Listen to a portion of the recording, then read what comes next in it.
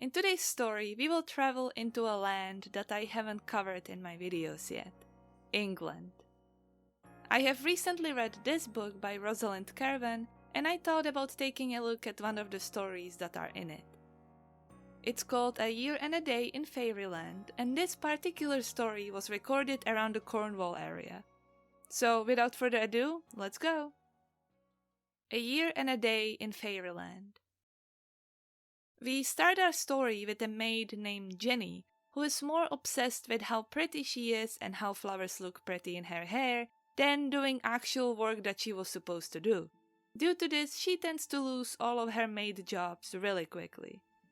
After yet another failed attempt at being employed, she returns to her mom's house. But due to her mom being a widow and also her having 6 younger siblings, Jenny just can't stay in and laze about how she would want to. No. She has to work. So her mom sends her away, to lower parishes where her reputation is not known yet. And Jenny listens and goes. But as time went on, her mom got worried. Jenny wasn't sending any messages and nobody seemed to have seen her.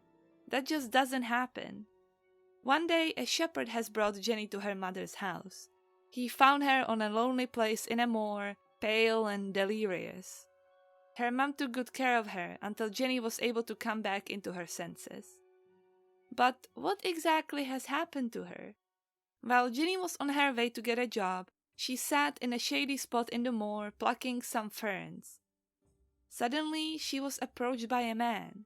They talked for a little bit, Jenny mentioning that she was looking for a place to work. The man was a widower and just so happened to look for someone who would look over his son, and Jenny just jumped at the opportunity. But she wasn't dumb. She did ask about the wages and also about the contract. The man's full pockets of gold kind of shut her up on the wage front, and for the contract, the man picked up an identical fern to the one Jenny was holding, and they exchanged them while saying, "For a year and a day, I promise to stay." And this way, the contract was complete. After that, Jenny followed the man on foot as he didn't have a horse, and she was quite worried because her shoes were old and falling apart, but she didn't want to cry out from pain or anything, just in case the man would be unhappy about that. But no, he was kind. He picked up some herbs off the bank and gently rubbed Jenny's eyes with them, and suddenly she wasn't tired anymore. And there was a huge crack in the ground and they sank underneath the earth. The man rubbed her eyes again, and suddenly Jenny found herself in a land of sunlit hills and glittering flowers. All of the people there were incredibly dressed, just like people of old paintings, and even her new master took on this attire. The man took her to a grand mansion full of dark wood furniture with shiny finishes. They made their way into a room with a cradle shaped like a seashell, and in it there was a lovely baby boy. At last the man introduced himself. He was the king of this country, Faeryland. He ordered her to take good care of his son, to wash him, play with him, take him to the gardens. Oh, and also she better keep herself tidy and pretty, because he hated when a mortal nurse wasn't clean. And so Jenny worked. She liked the baby boy and he liked her. She kept clean and listened to everything the king said. But one day she just woke up back in the moor. Jenny was upset. She didn't know what to do, and so she just burst into tears. Now, after she told the tale to her mom, she was crying again. Her poor mother didn't know how to help her, and so she sent for a wise woman from a neighboring parish to have a look at Jenny's condition. Jenny recounted her tale once again, the wise woman listening intently.